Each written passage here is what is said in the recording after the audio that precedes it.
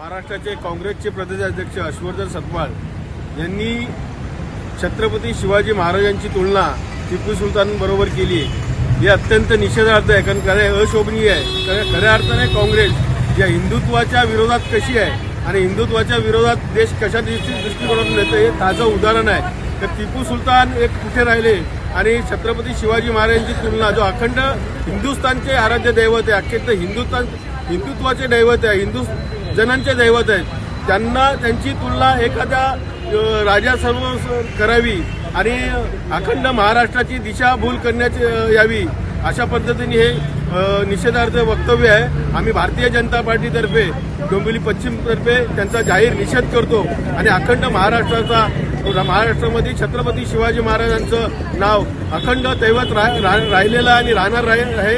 या दृष्टिकोनातून आम्ही सदैव हिंदुत्वाच्या दृष्टिकोनातून छत्रपती शिवाजी महाराजांचं आम्ही आराध्य दैवत म्हणून मानतो।